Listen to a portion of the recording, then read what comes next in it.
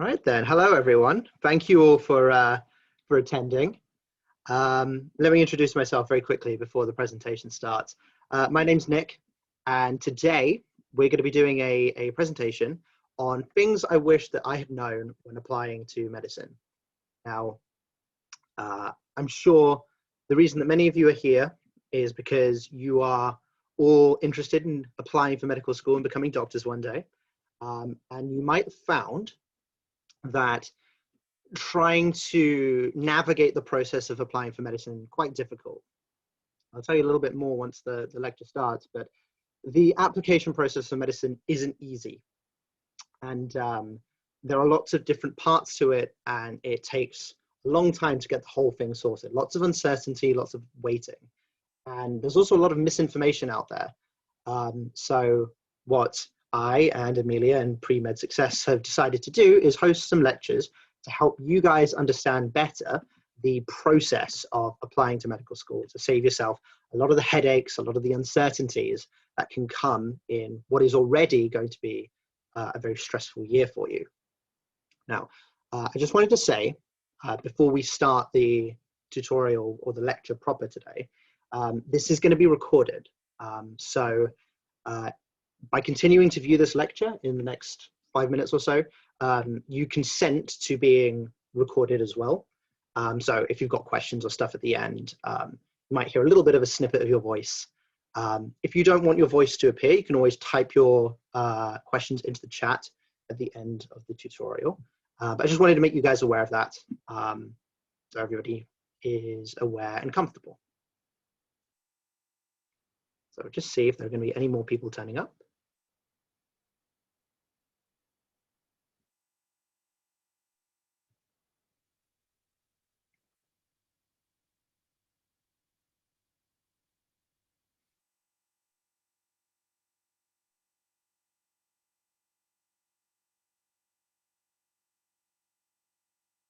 Okay, so it is 5:05 now. Let's get started. Okay, so let's begin this presentation then.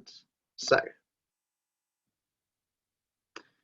here's a little bit of a contents of what we're going to be covering over the next hour or so. So we're going to be looking at medical school choices, where you can apply, and what medical schools are available for you to apply for across the country, the kinds of exams that you have to do. So beyond just your A-level exams that you'll have towards the summer term, you're also going to have to sit some entry exams. Now, I don't think there are any people applying for graduate entry medicine in the chat today. If there are, make yourselves known. But the exams that you'll mostly be looking at if you're applying as a school leaver, so if you're 18, 19, in year 13 at the moment, you'll be doing something called the UCAT or the BMAT, and we'll talk more about the specifics of those exams in a little bit. Personal statements, another really important one. So we'll look at the basics behind how to write a personal statement and what things to include. How your interviews will occur, what are the two main types of interview formats that you'll see. And then also, and I think this is really crucial, to understand what will happen if you fail to get into medical school. Okay. Oh, so we do have one person going for graduate medicine. Fantastic, thank you, Nathan.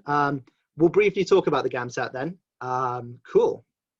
So let me tell you a little bit about myself. So I am a first year medical student at King's College London. I started in September 2020, but I'm a graduate. So I did my first degree as a bachelor in biomedical sciences with a focus on anatomy at St. George's in London. I've also been working at St. George's as an anatomy demonstrator, which is a bit like an anatomy teacher.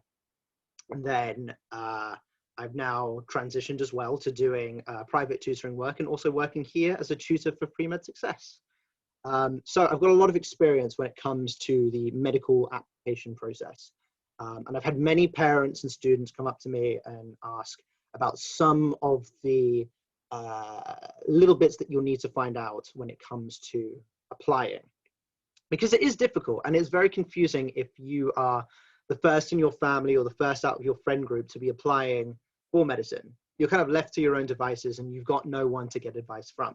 So in this tutorial, in this lecture, not only will I be showing you the information that you need to know, but I'll be providing bits of advice on what I thought were the things that I wish I had known when I was applying for medical school. So first off, let's have a quick look at your medical school choices. So if you're in year 12 at the moment, you probably haven't seen much into UCAS. So let's talk really quickly about this.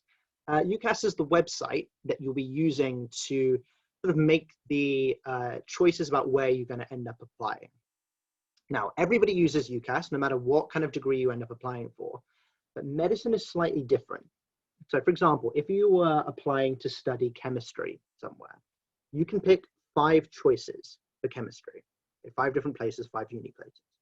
For medicine, bizarrely, they only let you choose 4 medical schools. So for example, last year, when I was doing my application for medical school, I picked 4 places. I picked King's, obviously, Queen Mary's or Bart's in London, Birmingham, and Warwick. So those were my 4 choices.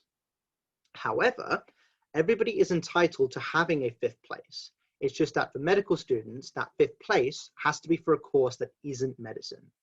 So what a lot of people will do is they will apply for 4 medical schools, maybe sometimes 3 or 2 or 1, however many places you want to apply for, as long as it's a maximum of 4.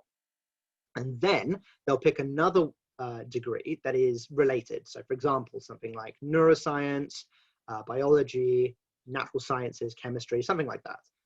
I have heard of a couple of people picking wildly unrelated courses. There's someone in my year who did English literature as their degree, and then they taught as a high school English teacher for a couple of years, decided it wasn't for them, and now they're studying medicine with me.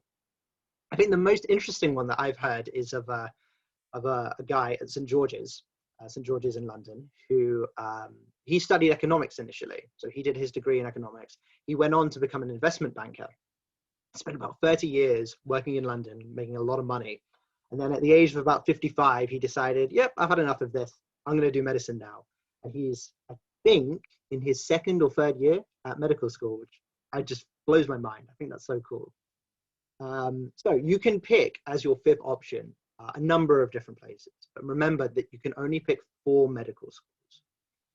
Now, your UCAS application, so all of your personal information will be on the UCAS website. It will be the place where you upload your personal statement. It will be the place where you kind of make the application for student finance and things like that. All of that has to be completed by the 15th of October. Now, your school will hopefully help you run through a lot of this stuff together. So they'll be helping you through this process. And if they don't, UCAS do have a lot of instructional guides on how to kind of step by step get your application in order. Now, I've said here that the due date is for the 15th of October. Your school may have an earlier completion date.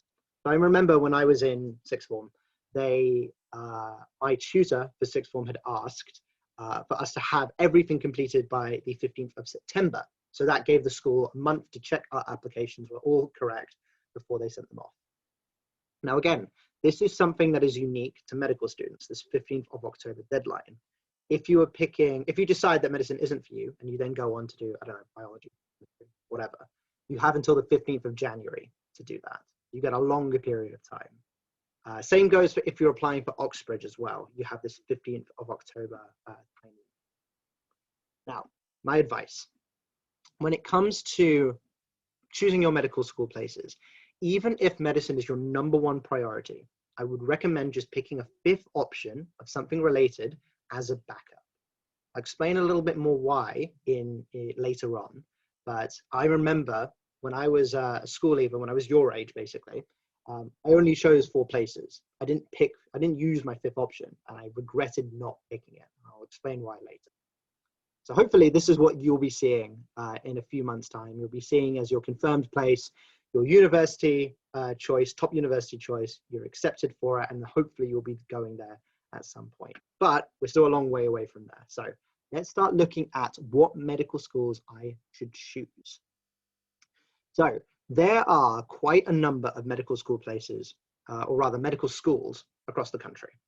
I'm sure many of you have had a look over at this table at some point. Ooh, something in the chat. can you pick can you pick a fifth degree at a university where you've applied for medicine? For example, medicine at Imperial and another degree at Imperial. For some universities, yes. So I would just double check and make sure that that is something that the university will accept. But yeah, I've heard of places where you can apply, for your example, you can apply for medicine at one place and then apply for a different degree at that same university. So yeah, that is definitely something you can do, but just check specifically for what universities before you make that decision. Very good question. So as I was saying, you might have seen one of these tables before. So this has come from the website called the Medic Portal, and it is a league table. So what this does is it arranges all of the medical schools across the country into a nice table showing you what the top schools are and what the bottom schools are.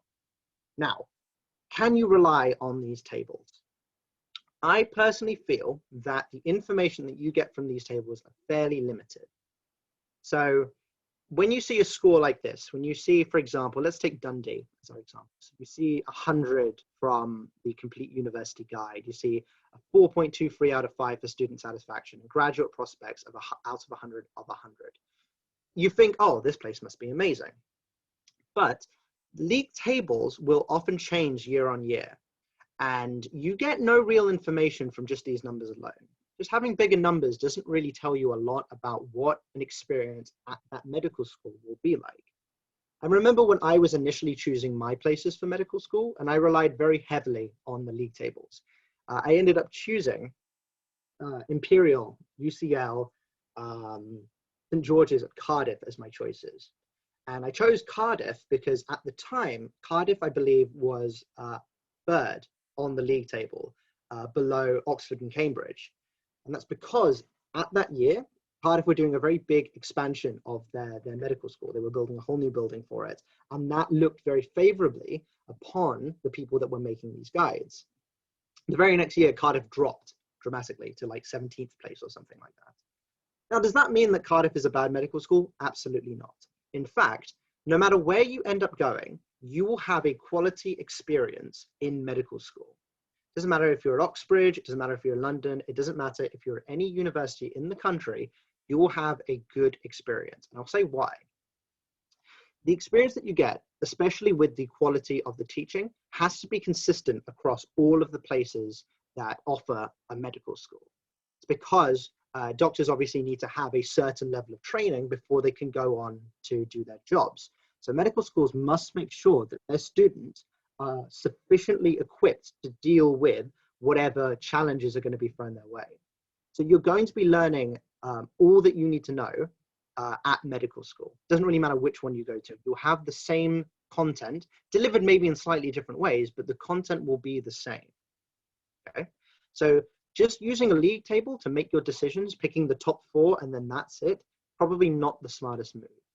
Another one also, prestige. A lot of people will pick universities. They'll pick Oxbridge, they'll pick the London universities simply because they have the most recognition. And that's also not a particularly useful strategy.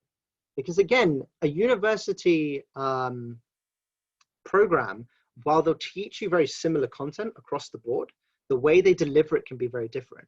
And university isn't just about what you're studying. It's so much more. You're going to be, a lot of you will probably be living at the school that you're studying at. You'll be making friends with people there. You'll be doing extracurricular activities there. You'll maybe even be starting a whole new chapter of your life there. So you don't want to just pick a university because it's got a lot of prestige. You want to pick the school that's right for you. So listed below are some criteria that I think are far more important when it comes to choosing your medical schools. First one, this is the top priority, grades and entry requirements. You want to pick universities that you can get into, okay? No way of looking around it. You want to pick the schools that you get in, that you can get into. So each university will have slightly different criteria on what they think is important. But generally, you want to make sure that you've got good GCSEs, good A-level grades, either as predicted or as confirmed grades. And you want to make sure that your entry exam scores are good. Each university will weigh these criteria slightly differently. But as long as you know you can meet those requirements, you should apply to those schools. Now, generally, the A-level requirements that you'll need will be around 3 A's, maybe 1 A star and 2 A's. And that is obviously very, very high scores to get. Medicine is very, very competitive, and it will accept the best students that they can. So you want to make sure that your scores are good, but all you need to do is meet those criteria. So if your university is asked for free A's, you just need to get free A's. You don't have to worry about getting free A stars. If the offer is for free A's and you get the free A's, provided all the other bits are sorted out, you'll be able to attend that medical school. So that's priority number one. Look and make sure that you meet the grade and entry requirements. Teaching style is also really important. So each medical school has a very different way of delivering that content that I was talking about earlier. You've got traditional medical schools. So these are places like Oxbridge, like Imperial, like Southampton, I believe is another one. Let me just double check my list. These places will usually teach you in classrooms through lectures and workshops and things like that for the first 2 or 3 years. So you don't have any clinical exposure until later on in your degree. And you might prefer that. You might not feel comfortable going straight onto ward rounds without having all of that knowledge equipped first. And that's normal. Some people really do feel like they need to know the stuff before they go and do the stuff. So maybe a traditional experience is what you need. Other experiences are what we call case-based learning, or CBL, or procedure-based learning, so PBL. So these will integrate a mixture of lectures, workshops, and hospital and GP placements. So you get a combination of actually doing some of the work in hospitals and in GP placements and combining it with the material that you've been studying in lectures. Some people find this really, really useful because it means that they're applying the knowledge that they've been learning in class, in their lectures, in their workshops, and then using it in the real world. And that can be a really fulfilling experience for some people, especially if you're very good with patient interaction. If you like talking to people and you like interacting with patients a lot, CBL or PBL are definitely the ones that you could consider. Integrated is kind of a mixture of the two. So I would say that King's College has an integrated experience. So for example, this year, all of my teaching will be done through lectures and workshops, tutorials and things like that. But next year, I'll start having some hospital placements and some GP placements. So I don't initially get the experience, but I get it a little bit earlier than people who are at a traditional university. Another really important thing to consider, cost. University is expensive. So student finance, if you have, if this is your first time attending medical school, or rather first time attending university, student finance will cover the student fees. So the £9,250 will be covered each year by a student loan. You also then get a maintenance loan on top of that, which will vary in amount depending on various factors. Family income, I think, is the most important one. And yet, medical school can still be very expensive. If you have to live out, live in student accommodation, you'll have to pay for rent. If you don't live out, if you decide to live at home, then you have to pay for transport. So traveling from home to university, and sometimes from home to placement, or from placement to university, that could add up. You've also got other living costs to consider as well. So not only do you have to consider about the place that you'll live, but you'll have to consider food. You have to look at bills. You'll have to look at other things like that, and that money will add up. Now, that will obviously differ depending on where you end up going. If you decide to study in London, you will unfortunately find that living in London is very, very expensive. Here's an example. So I've got a friend at Birmingham University at the moment, and she is living out in accommodation, and she's paying about, I think it's £100 a week for her accommodation. And that includes rent, bills, utilities, all of that sort of thing. Whereas some of my friends who are at King's at the moment are having to pay at minimum something like £160, £170 a week. And that's not including bills and utilities. And that's also not including their food bills as well. So living in London can get very, very expensive. But that's another thing to bear in mind. If you perhaps don't have the income to study in London, and you don't live close to London so that you could commute there, then you might want to consider looking at places outside of London that would be significantly cheaper and offer just as good of an experience. And that's where location comes in. So where do you want to be based? Do you want to be based in a busy city like London? Do you want to be based more towards a countryside setting? So somewhere like Warwick is going to be a lot more quiet compared to somewhere like Bath or St. George's. But then also, do you want a campus experience versus a city experience? Do you want to be on a campus with these big rolling fields and lakes and huge accommodation blocks and sort of be kind of separated in your own little world? Or do you want to be on a university where you don't really have a campus, but then you've got all of the city as your campus? Both of those experiences might appeal to you in different ways. That's kind of why I chose a mixture of London universities and outside of the London universities, because I quite like the idea of both. Another two really important ones to consider are clinical exposure. So, for example, somewhere like Imperial or UCL will have a lot of really interesting clinical exposure because they're linked with such busy hospitals. So you may get the opportunity to see some really interesting cases. You'll get a focus on particular diseases and illnesses that you find only in really busy cities. And then in quieter areas, you'll find different sorts of conditions that you'll have to deal with. Maybe some things that are more chronic based, looking after elderly patients, that sort of thing. And another thing that's also really useful to look at is opportunities. So a lot of medical schools on their application page will talk about some of the benefits of applying to their school. So for example, do they offer the ability to take on research? If doing research, doing practical stuff is something that really interests you. Teaching might be something that really interests you. A big part of being a doctor is teaching other doctors and teaching medical students about the things that they need to know. So teaching is an opportunity that's often given. Intercalated degrees. So anybody who doesn't know, an intercalated degree, medicine is normally a 5-year course, but you can take a year out to study a science degree. So you'd end up at university for 6 years, but you come out with having 2 degrees. And also other extracurricular opportunities too.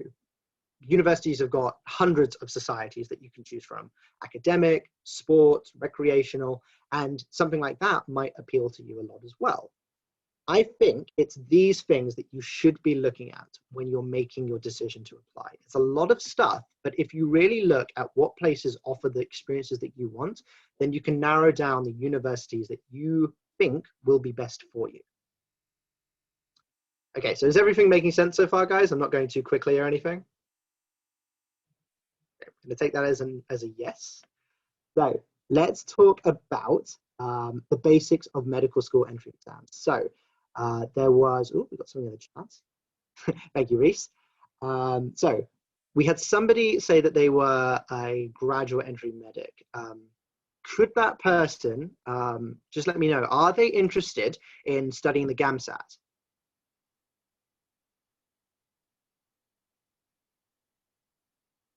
Cool. Okay, so I'll briefly go over each of the 3 types of medical school entry exams that you'll have to take. So starting off, if you are a school leaver, so somebody that is going to be going into year 13, doing their A-levels and then applying for medical school, these are the 2 exams that you would have to do. An exam called the UCAT, which is the University Clinical Aptitude Test, and the BMAT, which is the British Medical Admissions Test. So the UCAT is a 2-hour exam taken on computers with, let's say, 5 main sections. Verbal reasoning, so this is a test of your comprehension abilities. Decision making, which is an exam that kind of has a lot of different puzzle solving elements to it. Quantitative reasoning, which tests a lot of basic math skills up to about GCSE level. Abstract reasoning, so this is where you have to try and identify patterns. If you've ever studied non-verbal reasoning, then it's very similar to that. And then situational judgment, which is a test of your ethical abilities. The BMAT is another exam that you can study. So you don't have to study all of these exams, you can choose. But the BMAT is a slightly different exam. It's 2 hours. Traditionally, it was taken as a paper and pen test, but now with changes with lockdown and things like that, it started to become digitally taken. And this is 3 main sections instead. So BMAT, the first section, will look at problem solving. So it's a mixture of abstract reasoning, quantitative reasoning, and a bit of verbal reasoning too. So looking at how you can solve problems, understand arguments, analyze data, and make inferences. Section 2 is a test of your scientific knowledge. So you would need to be aware of GCSE physics, chemistry, biology, and maths in order to do well in the Section 2 of the BMAT. And then Section 3 is an essay portion. So it's designed to test your abilities to select, develop, and organize ideas in an essay format. And they look at the content of your essay as well as how well you've written it, whether you've used correct grammar, whether your punctuation and spelling are all right, that sort of thing. Now, the GAMSAT is very similar to the BMAT, but it is designed only for graduates. So if you're not a graduate, you don't have to worry about doing the GAMSAT. This is only for graduates to worry about. Instead of being 2 hours long, it's a whole day long, with each portion taking between 1 and 2 hours. And it also, very similar to the BMAT, is divided into 3 sections. Reasoning in humanities, so this is very much like verbal reasoning. Written communication, writing up an essay, again, very similar to the BMAT. And then reasoning in biological and physical sciences. So the expectation here is that you need to be able to study at the level of A-levels. So you need to be good at A-level biology, A-level chemistry, A-level physics, and maybe some A-level maths too. Just a thing to be aware of. So here are some of the places that you can study. These are some of the exams that you'll need to do in order to get into these particular universities. For example, if you studied the UCAT, you would be eligible to apply for a multitude of different universities. So Amelia will post a link to the universities that take the UCAT, but it's about 30. So a lot of universities, a lot of medical schools will take on a UCAT score in order to apply for them. Let's look at this. Thank you, Amelia. The BMAT, fewer universities will accept the BMAT as their entry exam. So places like Brighton and Sussex, Imperial, Lancaster, UCL, Cambridge, Leeds, Oxford, and Kiel. So, excellent. So while you get fewer options if you take the BMAT, a lot of the universities on this list are very prestigious. So again, as I said, you really shouldn't be looking at prestige, but if prestige is something that really interests you, or you're particularly interested in some of these universities, then the BMAT would be something that you'd have to take. Now, the GAMSAT, a little bit confusing. So this list is a list of universities that have that take on the GAMSAT. Now, these universities have, some of them have both a undergraduate scheme, so the 5-year scheme, and a graduate entry scheme. And confusingly, sometimes if you're a graduate, they will request a GAMSAT score, even if you're going to be going on to the undergraduate course. So even if you're studying the 5-year course, you might still need to sit the GAMSAT rather than the UCAT. So at the end, if there's a little bit of confusion about this, we can talk about that, about where you can apply and what you would need the GAMSAT for. But you can see that there are still quite a number of universities that will take the GAMSAT as their entry exam. Now over here is, this row will be showing when you can take the exam. So the UCAT can be taken anywhere between August 3rd and the 12th of October, approximately. These will change year on year, but these are the general dates that you can study it. You're not put at a disadvantage if you take the exam really early, and you're not put at an advantage by doing it really late, because every test that people do is randomized. The questions that you're given are random. You might be eligible for additional time. So if you normally need extra time for an exam, so let's say an exam's an hour long, you get an hour and 15 minutes, you might be eligible to take the UCAT SEN. So again, look into that if you normally get extra time in an exam. And you have to sit the exam at a designated testing center. So if anybody has started doing driving lessons or taking their driving test already, it's in a very similar center the way you would take your driving test. For the BMAT, this is normally done in September or November. But a thing to bear in mind that if you want to apply for the A100 course for Oxford, so that means the standard 5-year course for Oxford University for medicine, they will accept only the exam in November. So what a lot of schools will do is they will just give you the November exam rather than giving you the September exam.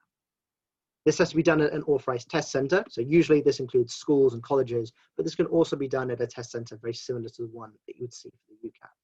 But you must make sure that your center has registered you before you take the test. March and September, those are when you will be studying, when you can take the GAMSAT. So you can have the opportunity to sit the exam either in March or in September every year. And again, this is done at a designated test center. As for results, once you've finished your UCAT, immediately after you've finished, you're given your results. So you walk out, they print out your results, and you have them immediately. The BMAT, and this might be different now because it's going to be taken online, but traditionally the results would be given a little bit later. So they'll be given on the 27th of November. So this would be maybe mid or early November. This would be late November. And then for the GAMSAT, results are usually given by email. If you do it in September, they'll be given in late November. And if you sit it in March, it'll be in about early July. And then here we've got some of the prices for how much it costs to sit these exams. But fortunately, there is an extra price that you have to pay to sit them. So for the UCAT, if you sit it early, then you will sit it, then it will cost £55. And if you sit it a little later, it will cost £80. It's £59 if you do the BMAT, and the GAMSAT will cost £265. Pretty expensive. Okay. So another thing as well, what is considered a good score? So I remember when I sat my UCAT the first time round and getting my score and not really knowing what it meant. So I had a score of 680, which according to this table is what would be considered a high score. I didn't know that. And a lot of the people that were at my sixth form had also done the UCAT and also done really, really well in it. So the UCAT is given as a score between, each section is given as an average between 300 and 900, where a lot of the people that I was in school with were getting very high scores, upwards of 700. I heard somebody getting an 800. These are really high scores to get. And that made me feel like my score was low. In reality, these are what average scores will look like. So a low score in the UCAT is about 610. So this is taken as an average, by the way. So each section of the UCAT, so out of these 4 sections here, each of these is a score out of 900. So you could get, let's say, a 600 here, a 700 for decision making, a 500 for quantitative reasoning, and then a 600 again for the abstract reasoning.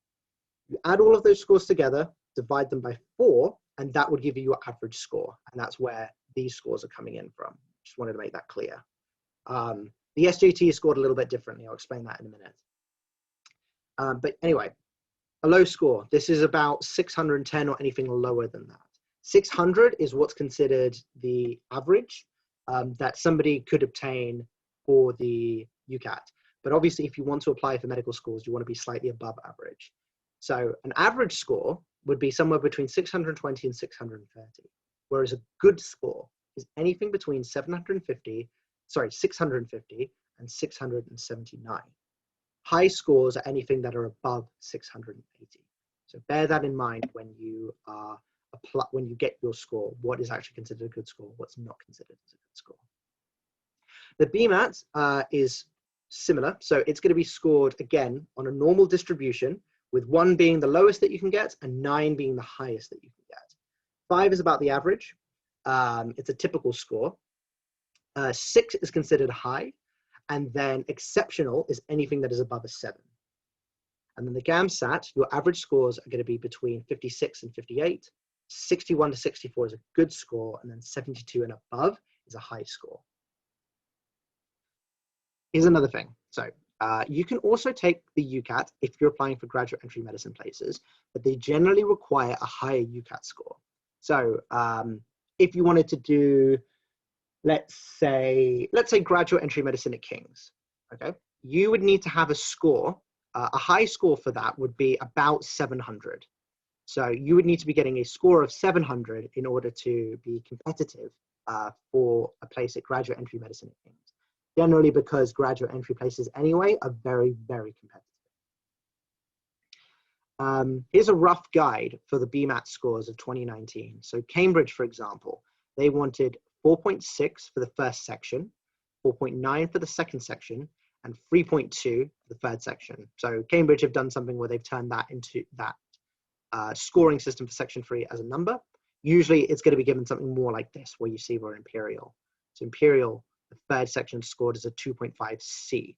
C stands for your level of grammar and spelling and punctuation ability. A being the highest, and I think E being the lowest. 4.1 for section 1 and 4.2 for section 2. This is for an Imperial score as a minimum. And then for UCL, section 1 is a 4.3, 4.1 for section 2, and a 2.9A is an average. So again, something to bear in mind, that you might not get a score competitive enough for Cambridge, you might get a score that's competitive for UCL. Something to bear in mind when you're making decisions. GAMSAT grade boundaries, these are going to be very different depending on the university you're applying for. But the overall minimum scores range between 49 and 66. So some schools want really, really high scores, others are less fussy. And here's the equation that you can use in order to calculate it. It's a rough guide because they kind of change the marking every year. Now, quickly go back to the UCAT and talk about the situational judgment. So I said that the first 4 are marked between 300 and 900 as a score. Situational judgment is marked differently, and you're given a band instead. So you have a band 1, 2, 3, or 4. Band 1 is the highest. It means that you got about 75% of the marks, and band 4 is the lowest, meaning you got less than 25% of the marks. So I could go on all day about the intricacies of studying each of these 3 exams, and one day we might be able to deliver some tutorials going into the nitty-gritty of each of these different areas. But let's figure out what entrance exam you should do. So your exam choices should reflect the universities that you would like to apply to. And many colleges and schools will opt to do the BMAT in November because of Oxford being picky about when you sit your BMAT. And that's after you've sent off your UCAS application. So to give you a brief reminder, your UCAS application has to be sent off in October the 15th. And that means you sit your BMAT in November. So if you've picked 4 BMAT universities, you're picking them before you've sat your BMAT exam. So you could pick 4 unis for BMAT, send off your UCAS application, do really badly in the BMAT, and then not get any places. Therefore, it can be useful to do the UCAT first. So as I said, you can do the UCAT over the summer holidays. You can do it in July or August. You can get your score immediately after you've done the exam. If you've got a good score, if you've got something that's about 650 upwards, choose UCAT universities. You don't want to waste places if you've got a good UCAT score. If your UCAT score wasn't as good, you can take a bit of a gamble and try out for some BMAT universities. Maybe you end up doing better in the BMAT. But what I did when I first applied, and a bit of a mistake on my part, with my score of 680, I did both the UCAT and the BMAT. Now my advice is, don't do this unless you're really, really keen to go to a mixture of UCAT and BMAT universities, because it's a lot of extra work. Not only are you going to be studying for your A-levels and writing up your personal statement and preparing for your interviews and trying to have a normal life, but you're also going to have to sit 2 extra exams. Within a whole year, that can be a lot for a person to handle, and it's a lot of extra stress that might not be necessary. So if you've already smashed the UCAT, and unless you really want to pick a BMAT university, I would just suggest picking 4 UCAT unis, and then you don't have to do the BMAT. Alternatively, if you plan to take a gap here, you've got some more time to study. So you can do both if you've got the time to. Another thing also to bear in mind, you can start studying for these exams whenever you feel like. And it's really good to start doing them in the summer holidays. So my advice for the UCAT, spend about a month studying for it. So some people can spend a little bit less than that, maybe about 2 weeks. Some people need a little bit more, maybe 6 weeks, maybe 8 weeks. But a month is usually a pretty good timeline to get through all the material that you have to study for it. And then depending on how confident you feel, then you can choose the exam day, have it a little earlier if you feel confident, have it a little later if you don't feel so confident. And do a little bit of work frequently. You don't want to be spending hours and hours over your summer holidays in front of a computer, smashing through UCAT questions or BMAT questions. You want to just do a little bit so you can enjoy yourself. And that will allow you to be more sustainable with your revision as well. Okay, so we've still got some time left. Let's look quickly at personal statements. So these are going to be used by medical schools to assess whether you're going to be a suitable candidate to study medicine. And you will have to write about the certain qualities that make for a good doctor and showing that you possess them. So showing that you can work well in a team, showing that your communication skills are up to par, and showing that you've got a commitment to studying medicine and working as a doctor in the future. Now, personal statement requirements. Weirdly, it's 4,000 characters. So that includes, I believe it includes spaces and punctuation. Something to bear in mind. It's not just words, but it's actual punctuation too.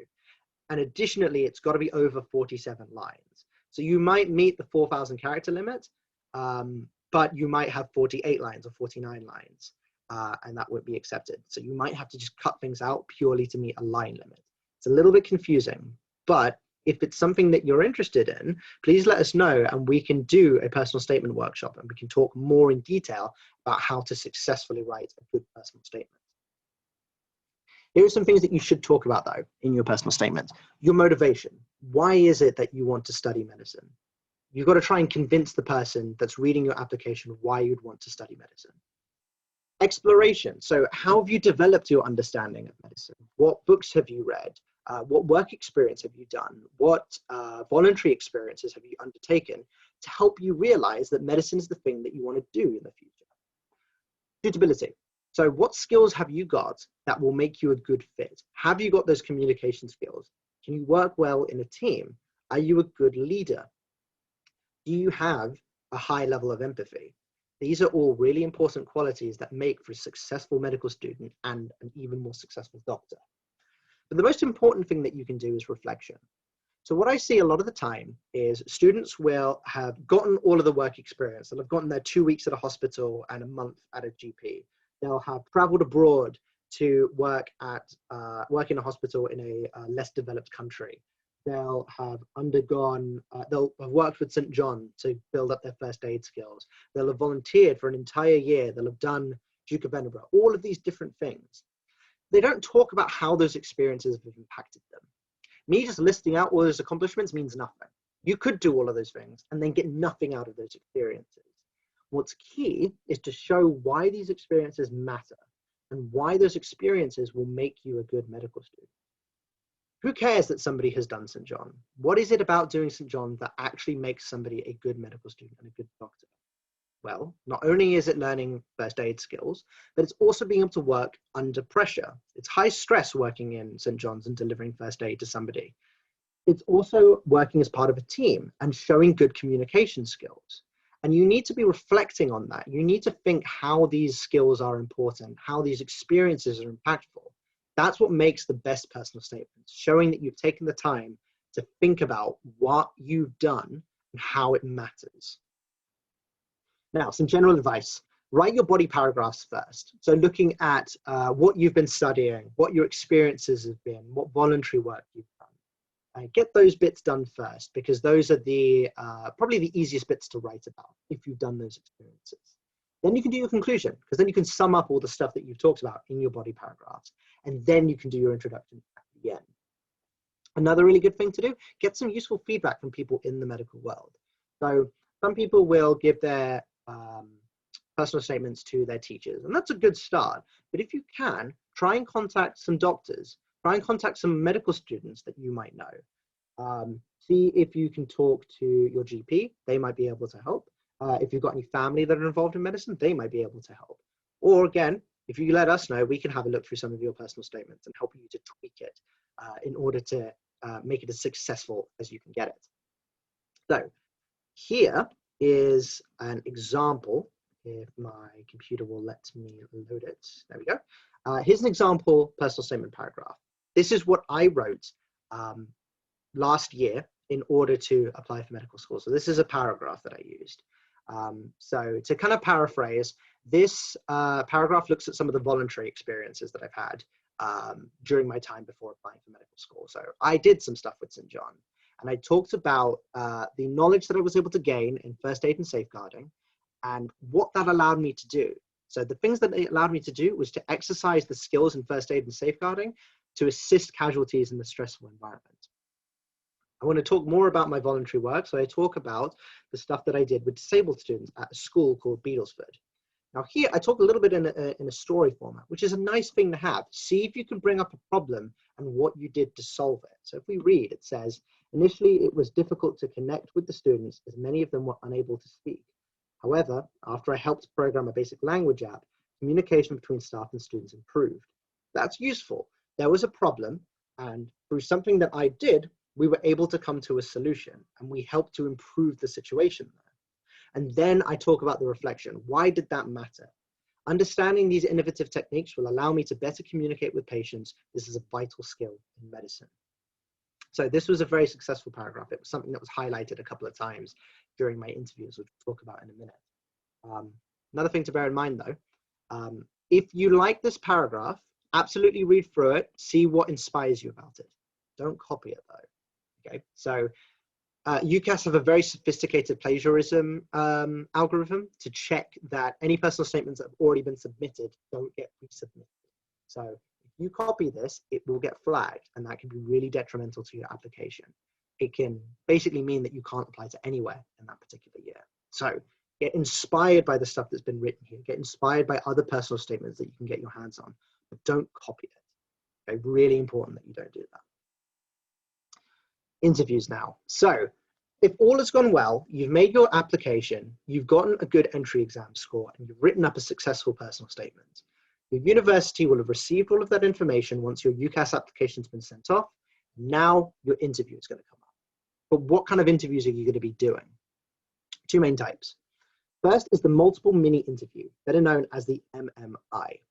And then you've also got panel interviews, which are a little bit more traditional. If you've ever applied for a job and had to sit and interview for it, panel interviews are very similar to job interviews.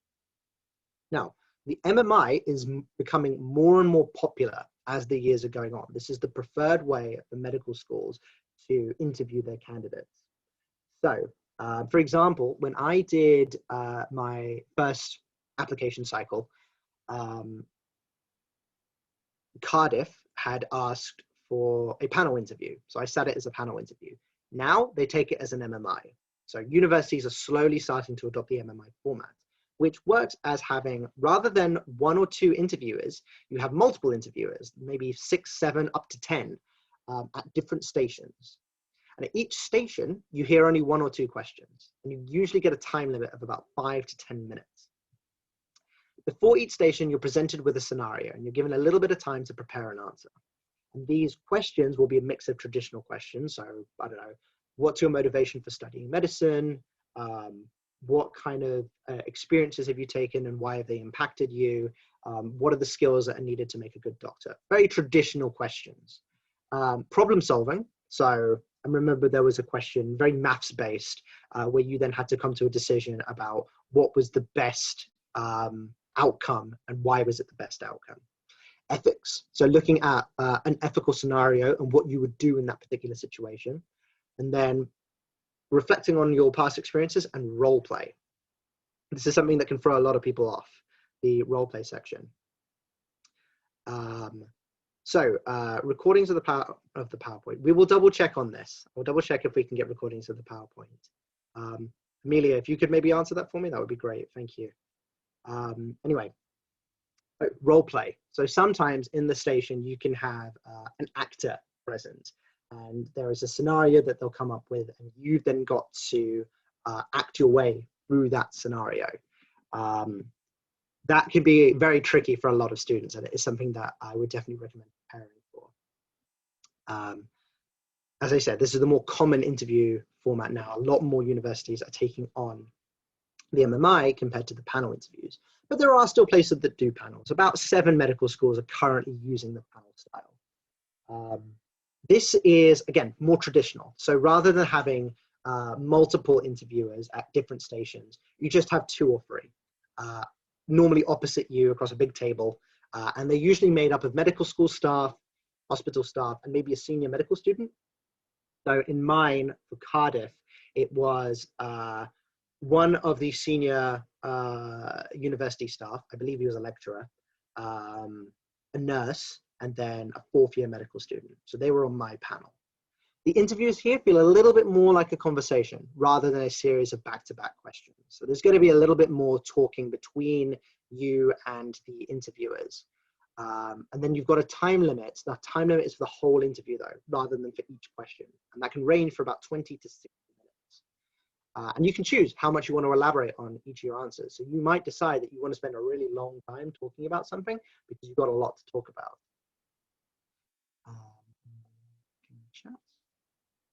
Excellent. Thank you, Amelia. Cool. So let's go on to the next slide. So medical school interview season will begin as early as November, but can run all the way up until April. So if I think back to when my interviews were, my King's interview was in January, my Warwick interview was in November, and then my Birmingham and my Barts interviews were both in March. And that had no impact on how successful my application was. It had no bearing as to whether I was high up on the list or low up on the list, nothing to do with that. It's pretty randomly allocated, and each university will have different ways of deciding it. Medical school interviews will be a little bit differently, will be run a bit differently this year because of COVID restrictions. So hopefully the COVID situation will be dealt with sooner or later, vaccines being distributed as we speak. But you should expect some of them to be conducted virtually. And again, check on whichever universities you end up wanting to apply for, check and see if they are running their interviews online rather than in person. A couple bits of advice here. Don't get frustrated if your friends get multiple interviews and offers before you do, especially if they're non-medics. So you'll be sending off your applications in October, and then there might be a very long wait before you hear back from anywhere. And remember, some of my friends studying for things like economics or business or whatever, they would send off their applications in January. 2 weeks later, they've already got 3 out of their 5 places, and they've already got a couple of offers. It can be incredibly annoying when you're waiting patiently for your offers to arrive, your interviews to arrive. Try not to. Remember that you've got a very long period of time between when you might be hearing back. So use that time effectively. Practice your interview prep. Do well in your exams. Don't be focused on what other people have got. The other bit of advice is to actually practice doing these interview questions. So there's a book that people very commonly recommend to practice your interview skills. Amelia, if you could you find a link to the, I believe it's the 600 interview question book? That's the book that a lot of people will recommend. And I recommend it too. I think it's got a lot of very useful questions in there. But what a lot of people will do is they will read the book, get an idea of what questions will come up, have an idea of what the answers are, and say, okay, I'm prepared. And then they go and sit the interview and then find it really difficult because they've never actually tried to say those questions in person. So practice them with friends, with teachers, with family, maybe even with us. If we can accommodate for that in the future, you can also conduct your interview practice with us at some point. I did a good chunk of practice with some friends at medical school, going over possible questions and answering them as though they were examiners. And they marked me very strictly, but that meant that I did really, really well in my interviews because I prepared for a lot of scenarios through all of that practice. Right, so last thing that I wanted to talk about today. What do I do if I fail to get into medical school? Now, I'll be perfectly honest. Getting into medical school is difficult, and you might not get any places in a particular year. You might have applied for 4 places and then got 0 interviews or 0 offers. It can feel really demoralizing. I know exactly what you're going through if you've not gotten into medicine, because I applied for medicine when I was 19. I got a couple of offers, but I missed on those offers because I didn't quite get the grades that I had needed. I was devastated. And as I said before, I'd only applied to 4 medical schools. I didn't have that 5th backup option. So that meant I wouldn't have had a place to study if St. George's weren't kind enough to offer me a biomedical science place instead.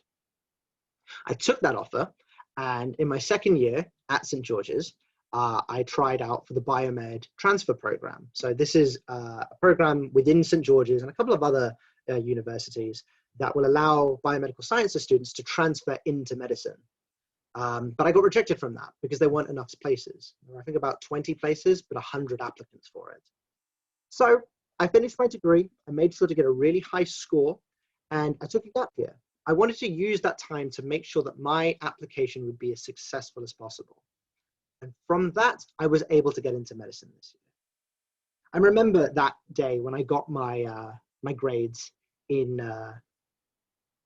year 13. I remember getting them and being devastated because I had gotten pretty good grades, but they just weren't quite enough for medical school. And I went to my my careers advisor and I said, okay, what's the next step? What can I do from here? And he said to me that there was nothing I could do, that I wouldn't be able to get into medicine, and that was over. That disappointed me for weeks. It was devastating. But I wanted to be here to tell all of you that that is wrong. There are always more opportunities to apply for medicine, to become a doctor. If it really is your goal to study medicine, you can get there, either at 19 or maybe at 99. You can get there if you take the steps to make sure that your application is as good as possible. And there's never a cutoff. You can do it whenever you feel like doing it. You can take a degree. You can work in the field for years before you then want to decide to do medicine. And that's okay. It's something that a lot of people do. So what would you do if you tried to apply and didn't get in somewhere? Here's what you can do. First off, let yourself have a little bit of time. Give yourself some time after disappointment. Let yourself recover mentally, emotionally, physically. Let yourself recover, feel good again before you start making any big decisions. Take some time to look at the weaknesses of your application. If it was great, then try to see if you can retake some of your exams. There are certain medical schools that won't take on candidates that have taken their A-levels over a 3-year period, but other places do. King's is one of them. And later on, I can link a list of some other universities that can also accept A-level places that have been taken over 3 years rather than the typical 2 years. If your UCAT, BMAT, or GAMSAT score wasn't very good, try again next year. So you can try again, find out what your weakness is, what your weak areas were, study those specifically in a targeted, smart revision style, and boost up those scores. Maybe your interview performance wasn't as good. Maybe you felt very unconfident. Maybe you just weren't feeling it on the day. Get some more practice at doing interviews. And then eventually you'll start to feel a lot more confident. Public speaking is another really good one for getting better at doing interview performance. Personal statement. Maybe you haven't got enough work experience. Maybe your voluntary work wasn't that good, or maybe you just didn't reflect enough. Have another look through your personal statement and see what things that you can fix in order to make it more successful. Another thing that you can do is take a gap year. So take some time over an entire year to focus on these key areas, study better for your exams, take a medical school application course. This is something that we're in the works on at the moment. So you can take a course that will help you with all of the different weak areas that people have in their applications, and we can help you to boost them and make them as successful as possible. Maybe take on some long-term work experience. If you've got a whole year off, you can work in a care home. You can get a job called a healthcare assistant, which is basically working in a hospital directly with patients. Maybe you can work with GPs as a GP summarizer, which is something that I did. These are all different kind of long-term work experiences that you can do that will also allow you to have a lot more reflection and a lot more interesting experiences compared to somebody that did a couple days shadowing. Reapply. And you can reapply either as a school leaver or as a graduate. And don't be disheartened if you don't get it the first time. A lot of people don't. A lot of people need a couple of attempts in order to get into medical school. I needed 3 attempts, but I eventually got there. So I'm sure that all of you will be able to too, even if it doesn't go right the first time. Now, as for a gap year, this is something that I highly recommend. Even if your application process is going very, very well, this might be something that you're interested in doing. I think gap years are slightly stereotyped as being a bit of a slacker option. You take it because you're not super sure on what you want to do. But I think having some time off can be super beneficial. I took some time off before applying for medical school. Instead of going straight from my bachelor's into medical school, I took a year off. That allowed me to recuperate. It allowed me to do a lot of work, and it would have allowed me to do some travel if COVID wasn't a thing. But I made that decision very early on. I knew I wanted to take that gap year. And because of that, I could plan the rest of that year out so that the application process for medical school would be as smooth as possible. So I prioritized excelling in my exams. So for you guys, it will be A-levels, maybe your international baccalaureate exams. For me, it was making sure that my degree was top-notch, getting a really good dissertation, making sure my exams went really well. Apply for jobs, part-time or full-time. Keep yourself busy.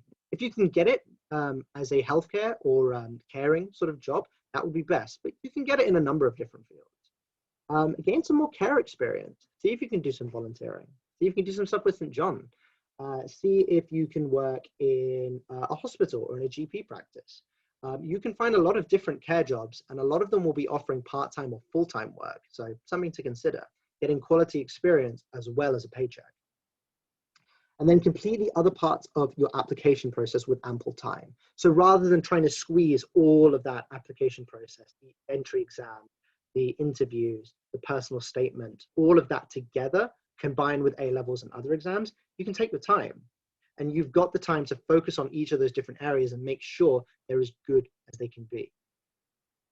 So that's essentially the end of our talk. I really hope that you guys enjoyed it. And if you've got any questions, please start letting me know now. And join us tomorrow as well, where we will be doing a talk on the introduction to neuroanatomy and neuropathology. So, and also feel free to get in touch with us. So this is my email up here at the top, npatel@sgul.ac.uk. You can also contact Amelia at premedsuccess.co.uk, or you can contact us through the Pre-Med Success contact page. So, are there any questions about anything that we have covered today?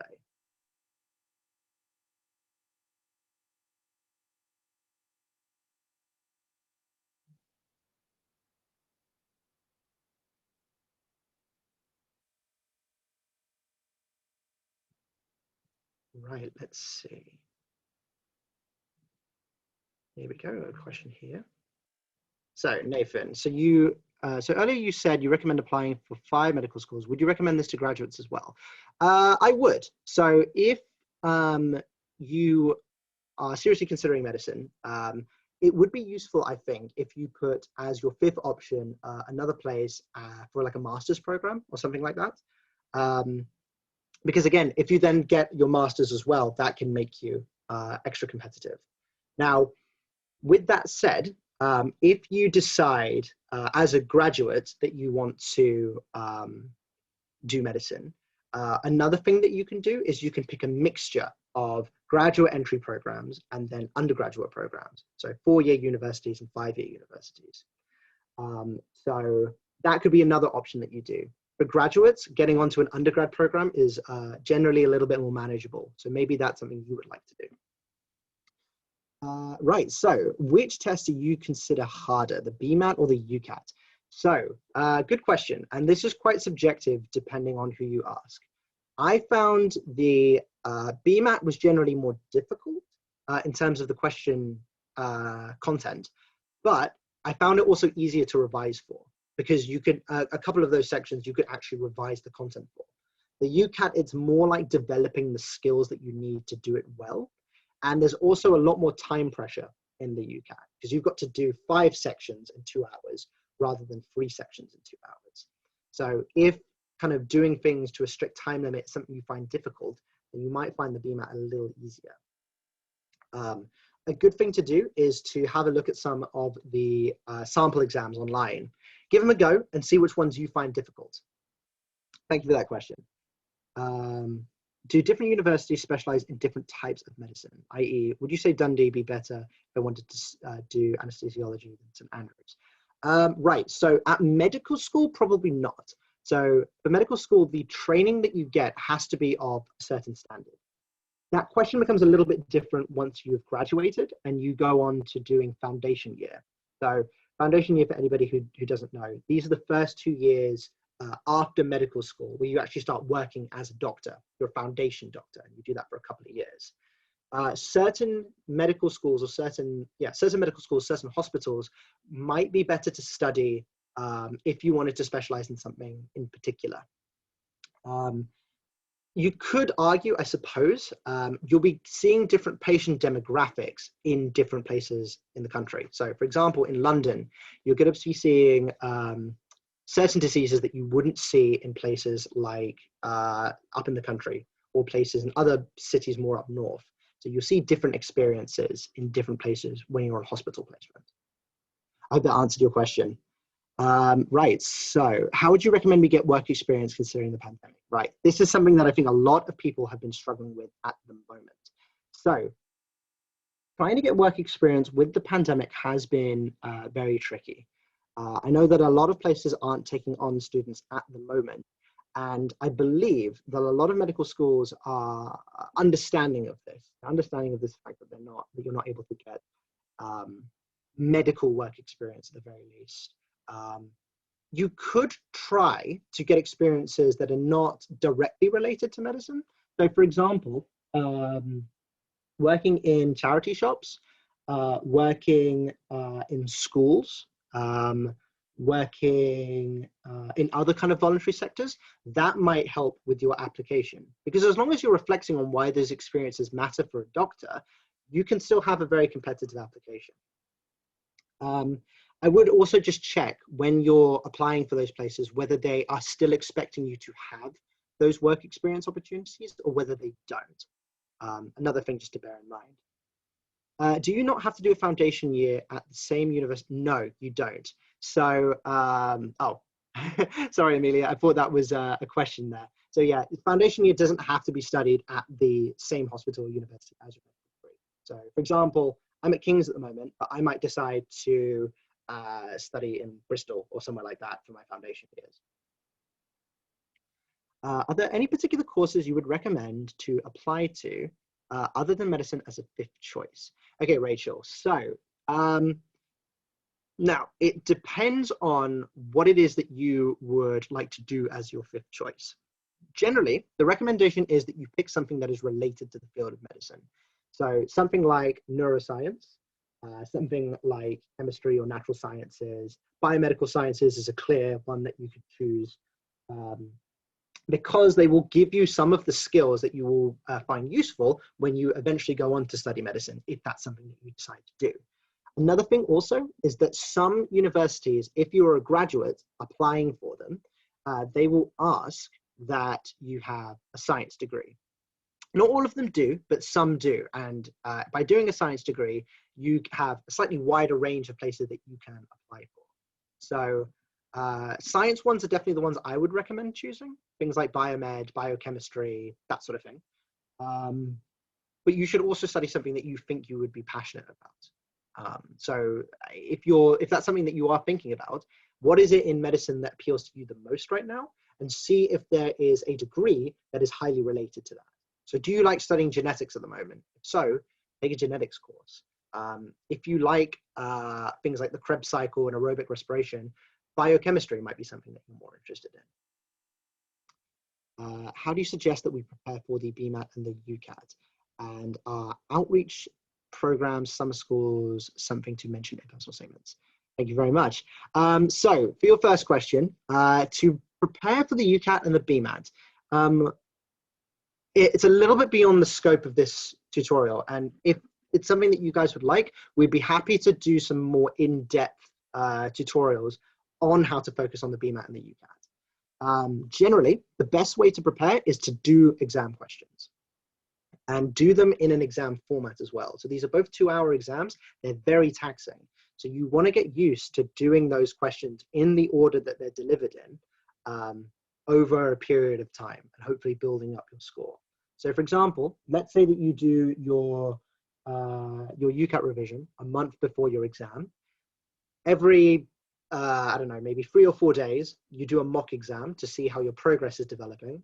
And then you see what your weak areas are and you can focus on those weak sections. So maybe 1 week you find that abstract reasoning is something you find really difficult. Focus on that during that week. And then in the next exam that you do, maybe it's quantitative reasoning that's lagging now. Do some quantitative reasoning and so on. Outreach programs in summer schools, absolutely mention them. I don't know whether you would net extra points for having a summer school at the university that you're applying for. So for example, if you did a summer school at St. George's, mentioning it on there doesn't necessarily mean that your application is going to be looked on more favorably, but the experiences that you get during the summer school can be very, very useful for your application, particularly if you've learned something really interesting and it's inspired you to take that learning even further. Thank you very much for your question, by the way. Do you need to provide any sort of evidence for extracurriculars, such as St. John's, in your personal statement? Some universities will require you to have some evidence. So I think for Warwick, that was something that they required, but Warwick make a very specific requirement that you have to meet a certain number of hours. By the way, I keep mentioning Warwick. For anybody that's a school leaver, don't worry about applying to Warwick University because they only accept graduates. So Warwick, unfortunately, if you're a school leaver, is not a place that you can apply for. But they would be an example of a place that needed a specific number of hours of work experience and evidence that you had done them. So it would be better safe than sorry. So try and see if you can collect evidence to show that you have undergone these extracurriculars. Because then at least you have them handy. And if they ask for them, then great, you have them. If they don't, you've at least got them handy in case somewhere asks for them. This is more of a general question, but do you feel that medical school takes a toll on your mental health? And how do you go about handling this? Right, yes. Okay, so any degree worth its salt will be taxing. There's a lot of work that you need to do, especially for medical school. So today, for instance, just before I was doing this talk, I had a lot of revision that I needed to go over and a couple of lectures that I had to handle. It's a lot. And if you are going in as a school leaver, finishing your A-levels, you'll find that the jump from A-level to medical school is quite high, particularly because you're not spoon-fed anymore. You're going to be in very big classes now, so your lecturer is not going to have the same time for you that your teachers did. So you're going to be left pretty independently. And that can be difficult. It can be a transition that not many people are prepared for. So the things that I would do to help kind of manage the toll to the mental health is make your revision and your studying consistent. Do little bits over the course of the year rather than trying to cram it all in a couple of weeks before the exams. Make friends with people that are both in your medical school and people in other degrees, because you get a little bit of exposure in different places. If you don't do any sports, I seriously recommend taking up a sport. Physical activity is fantastic for relieving stress. And also, if you are having problems, serious kind of mental health problems, a lot of medical schools will have counselors, and you also get assigned a personal tutor when you're at medical school. Their entire job is to make sure that you're having a good time. So if you're having problems, take it up with them. They can provide you with some resources. They can be a shoulder to cry on if you're finding things difficult, because we all do. There's always going to be some difficulty in medical school. But remember that we're all in this together, so we can all help each other in different ways. Do you have any book recommendations? Yeah, I've got a couple really good ones that you could choose. So by that, ones that you could talk about for your personal statement would be books like The Checklist Manifesto. That's a really good one. Another useful book is The Man Who Mistook His Wife for a Hat. I believe that's what it's called. So that looks at, I believe, some neuroscience related information. A book by this author called Nick Lane called, what was it called? I think it was called Life Ascending. So this one looks a lot at evolutionary biology, but makes a lot of mention of biochemistry in the beginning. So that's a really good one that you can use. One that perhaps isn't as good to mention in your personal statement, but I think is useful to read, This Is Going to Hurt. So this was written by, I forget the name of the writer right now, but that's a super good book for giving you a bit of a breath of fresh air, because it's a very funny book, but also giving you some stuff about some of the things that you wouldn't ordinarily hear about in hospitals. So that's a really good one, just as something a bit different. That's the one, Adam Kay. Fantastic, yeah. Give that one a read, because it's very, very funny. Anything else that I would recommend that you read? Another thing to keep up with, yeah, so a good one to keep up with is looking at the BMJ. So the BMJ will often post articles related to things that you would have to study in medical school. So that can be useful to help keep you updated, and they're usually quite short as well. And also just reading things like BBC News, looking at the health page on BBC News, that can also be really helpful too.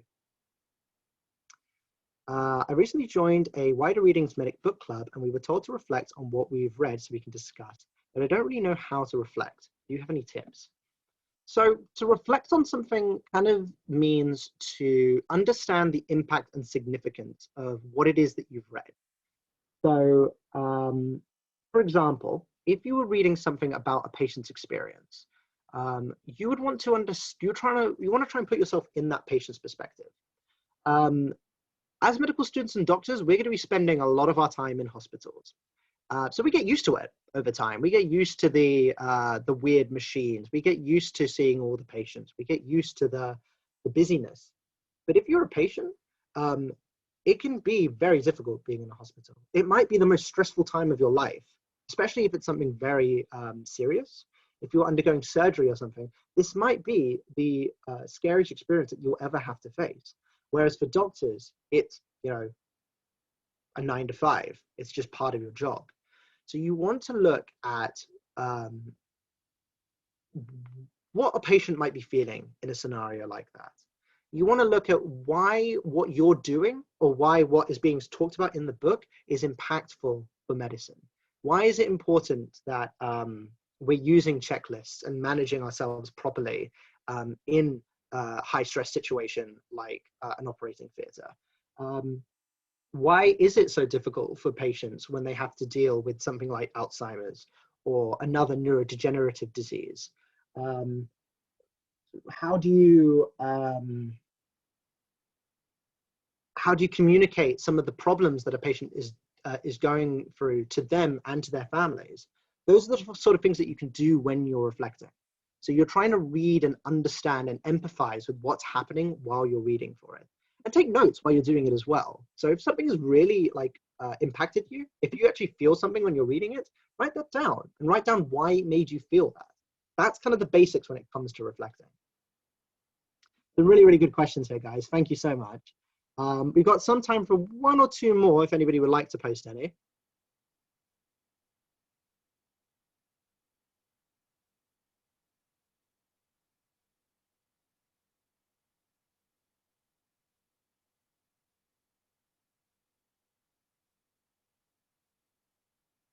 Okay, so I am going to assume that everybody has asked any questions that they have.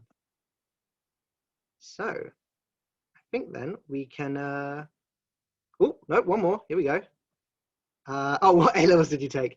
So I took chemistry, biology, and maths. So I took pretty standard A levels.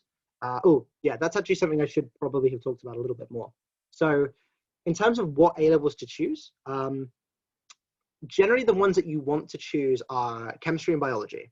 So not all medical schools will be particularly picky, but a lot of them ask you, a bit weirdly, they ask you to have chemistry. So chemistry is often a requirement, with biology being a bit optional, despite biology coming up a lot more in first year medicine. And then usually they'll say that your other option can be either a maths or a science, or maybe even some places a degree, an A level that is not related to science. Take a look and see what schools ask for what, but generally the kind of standard biology, chemistry, maths, physics, further maths, things like that would generally put you in good stand. Is not taking maths putting me at a disadvantage with respect to the BMAT? It shouldn't do. So if you have studied GCSE maths, which I think everybody has to do anyway, you wouldn't be put at a disadvantage, because that's the level of maths that they expect you to be able to do. And if you already know that maths might be a weakness for you, either just don't take the BMAT, or if you do want to take the BMAT, then take it knowing that you're going to have to do a lot of maths work.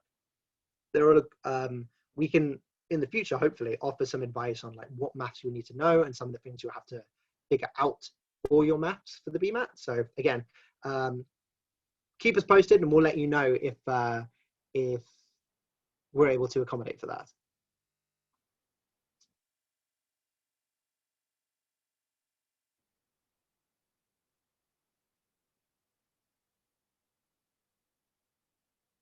Awesome. Okay, so what we'll do is I'm going to stop sharing for now. I'll keep the chat open just in case anybody would like to ask any more questions. But yeah, thank you all for coming. And I hope to see you all at the next presentation that we have. So the Introduction to Neuroanatomy and Neuropathology.